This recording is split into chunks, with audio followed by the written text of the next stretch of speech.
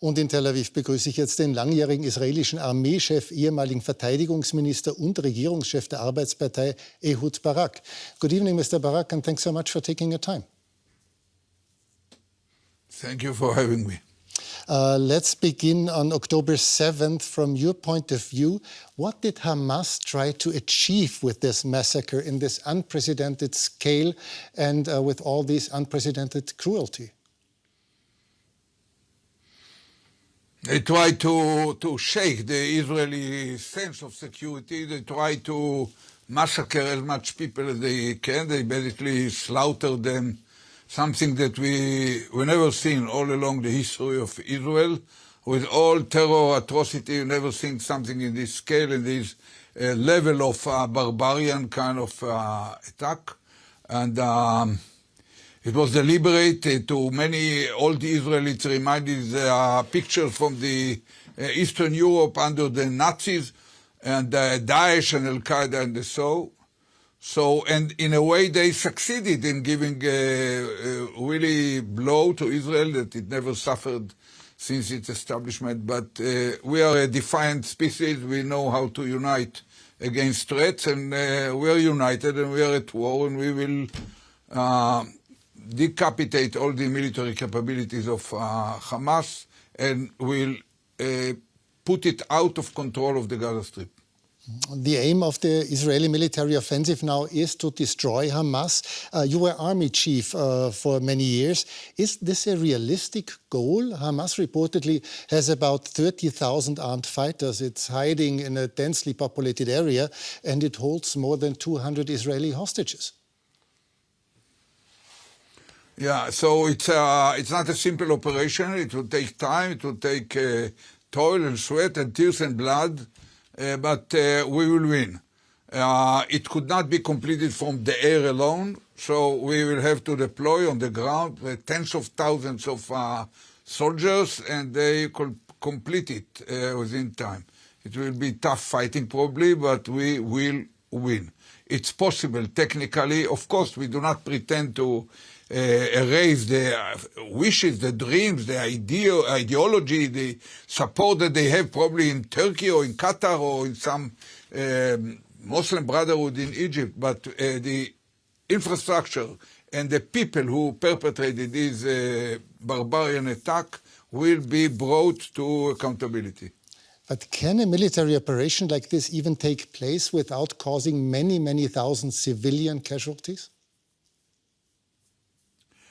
Israel is committed to the international law. We'll do our best to avoid it. We are warning from day one, telling every one of you who knows in the place where he lives or the place where he works, there is or there was in the last, let's say, 2 years, any Hamas activities of whatever type, launcher of a rocket or some munition depot or some training or some office or whatever, or even residential places of Hamas operative. This is a target. We will hit it, and you have time to move out.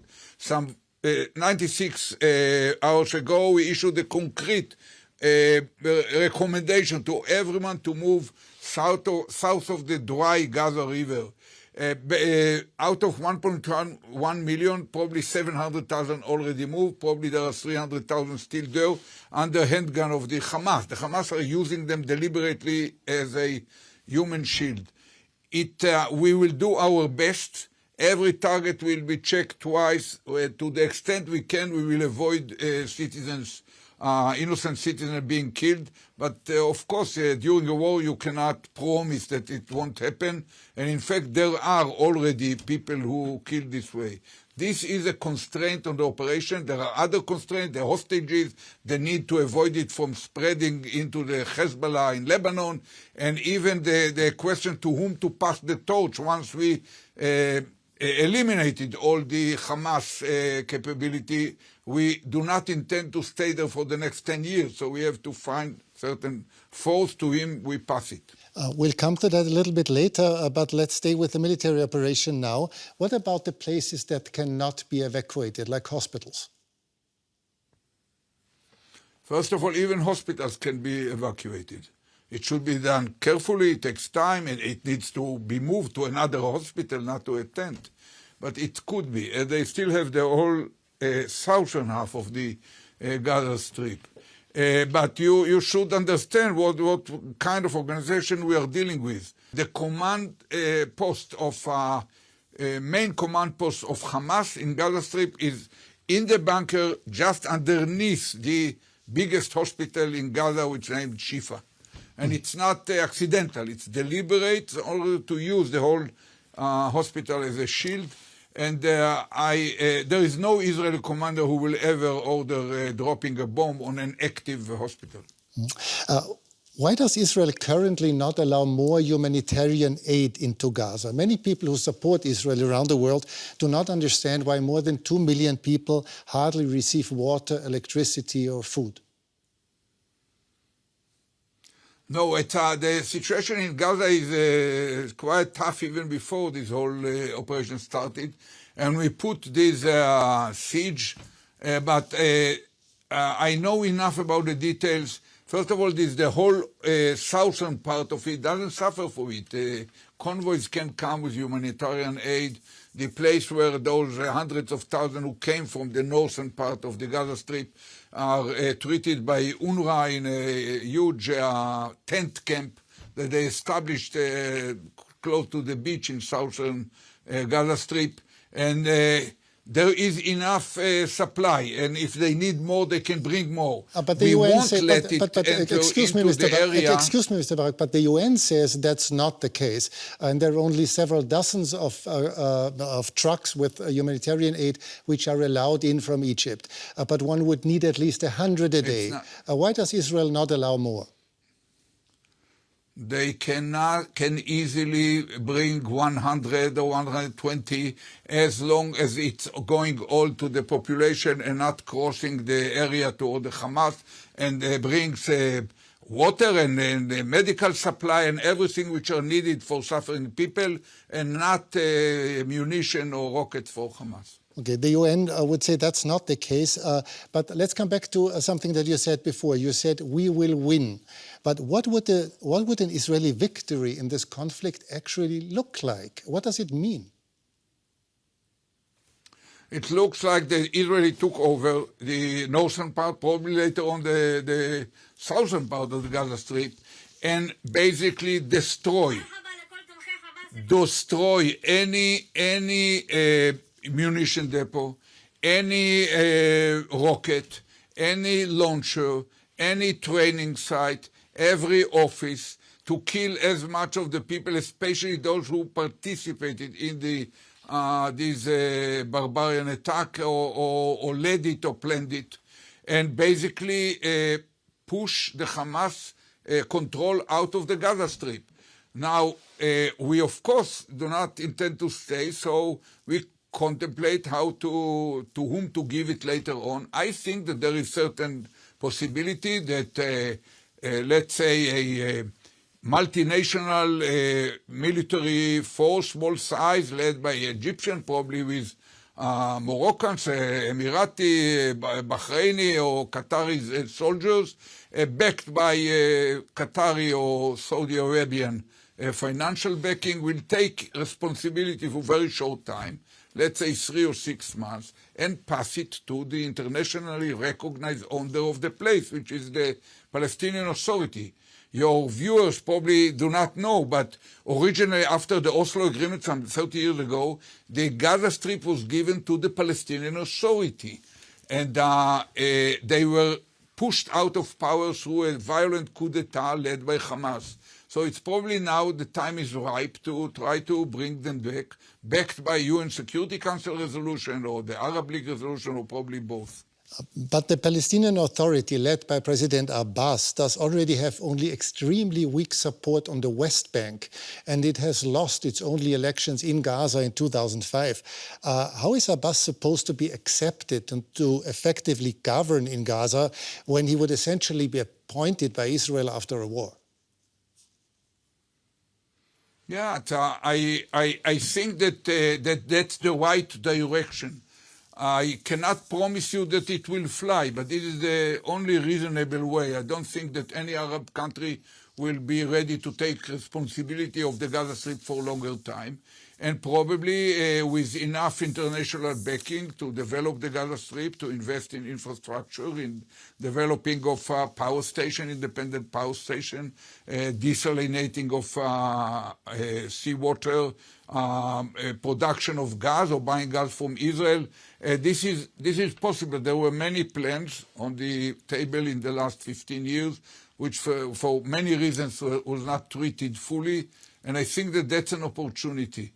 And if he's backed by the Arab League, he can do it. So there will not be another Israeli occupation like until up to 2005? For sure. I don't believe that any Israeli, probably the very extreme right, but any mainstream Israeli who wants to go back to that, and I think there is no need for it. The Palestinians have to prepare for their future, I hope, Palestinian state. I don't think that Israel has to control this area anymore. How great is the danger that this conflict will turn into a new Middle East war in which Hezbollah will join in on a bigger scale and then perhaps even other parties or countries? It can happen. If I have to put a number, I would put 50%, not because I know something that you don't know, because there are two possibilities. Either we will have a clash with them or not, so it's 50-50. But the basic sensitivity is the following. We do not have an interest in it. I would not recommend it to the Hezbollah or Lebanon. They will suffer heavily. We will suffer as well. But it's beyond our control. Probably the Iranians will probe them at a certain point to intervene. Probably even they will initiate, probably even if both sides do not want to deteriorate into a full-scale clash, it might be just a natural, painful result of the exchanges which take place in the last few days. Every day there are some skirmishes over there.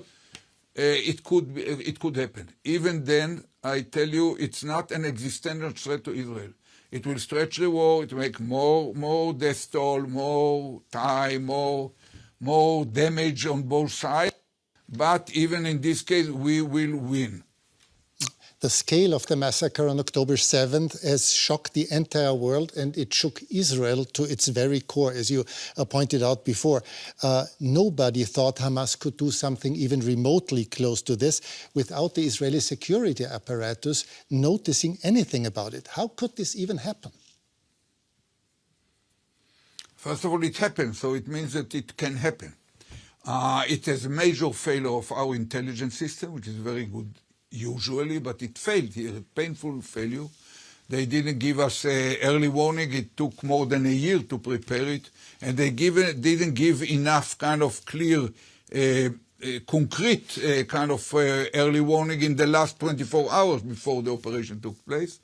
There were heroic fighting of individuals, soldiers who were caught there, and soldiers who came as first responders, and even civilians who had small handguns and belonged to a squad that depended every village or small city.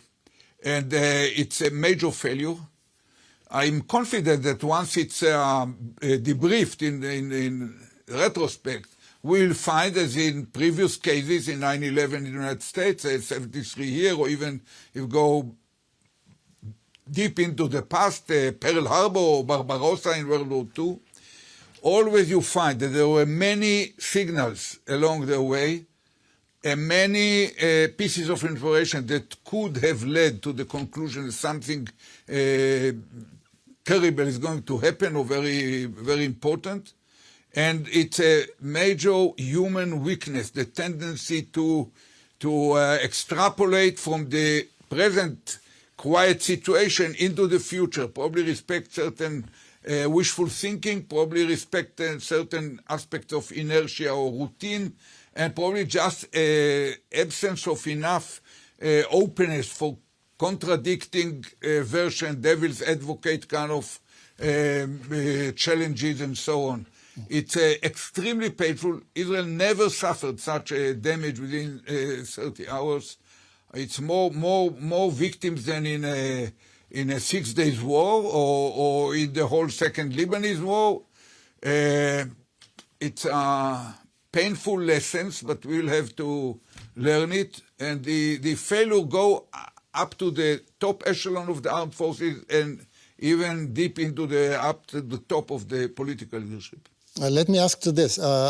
What responsibility, what political responsibility does Prime Minister Netanyahu bear for this security disaster? You know, there's the natural fact. He is the top man in the government, so he is by definition responsible for everything that happened. But in this case, it's much more serious. You know, during this day of 7th of October, my impression, he lost any drop of trust from the public. That's very painful and even an obstacle to proper or natural leading of a war. And this is partially because in the last year, or since he came back to power in the last nine months mainly, he was warned once and again by the Minister of Defense, by the head of the armed forces, by the head of intelligence, that the amok run toward what he called judicial reform, and we called judicial coup d'etat, that this very legislation and its impact upon the society is creating an imminent and apparent risk to our national security. These are the words used by the Minister of Defense. And he rejected the call to gather the cabinet in order to make the cabinet acquainted with the implication of what they're doing. And there was an attempt to fire from Netanyahu to fire the Minister of Defense, but when the public heard about it, within hours, probably 300,000 Israelis poured into the street, and it became clear to Netanyahu he cannot do it. But even recently, some 2 months ago, or 3 months ago, in July, there was an attempt within this judicial reform to bring certain law, doesn't matter the details, which once again, the Minister of Defense, the Chief of the Army, the intelligence, all demanded, let the members of the cabinet, members of the parliament know in advance before they vote what is at stake. He rejected it and didn't let them even to brief the members of Knesset. And when you ask yourself, what's the reason for it? Why the hell he should block the parliament members and cabinet members to know what are the implications? It goes very simply. He needs this law in order to get out of his criminal court case.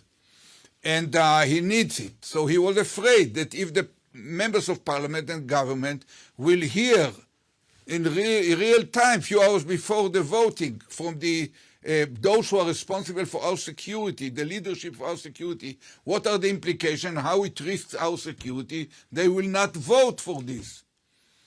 So that's a balance that people cannot forget. And beyond this, there was a kind of 5 years of policy led by Netanyahu, which could be summarized in one sentence.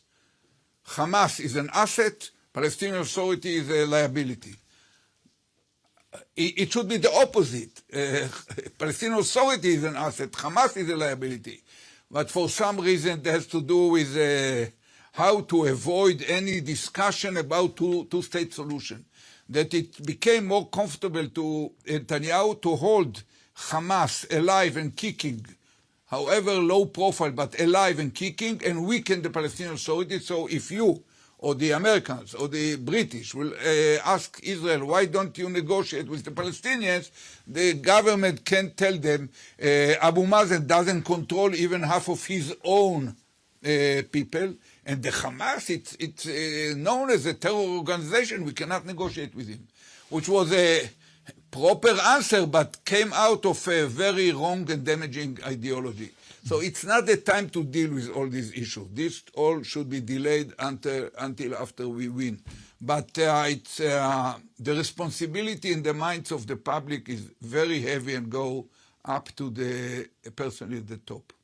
Unfortunately, I have to ask you for shorter answers. I have 2 or 3 more questions. How will October 7th, in the long run, or let's say in the next month or next years, change Israel? No, it will change Israel for decades, probably. My generation, I'm over 80, my generation remembers 73 war as a formative event. this will be the formative event of the next generation, because it touches not just the barbarian nature of the attack, but the very fact that it touches the very commitment of a government to its citizens, to protect their lives. And especially in Israel, it touches the raison d'etre of Israel. Israel was established in order that the Jews will have a place where they are safe. They probably will have to fight at the battlefields against enemies, but they are safe. Civilians are safe. And that is the essence of the failure now. So it have a country much more focused on security. I hope not too much kind of move to trends to turn ourselves into barbarians, which I hope we will, or I'm sure we will be able to reject, and then we will build. We will have to build once again all these settlements and inject a sense of hope and purpose of working together, and never again let something like this happen. There are many people who say that after October 7, the peace process with the Palestinians is finally dead. Others say that this very terrible event could possibly even be an opportunity in the long run, because it's now clear for everybody that the situation of the last few years is just unsustainable. What do you think?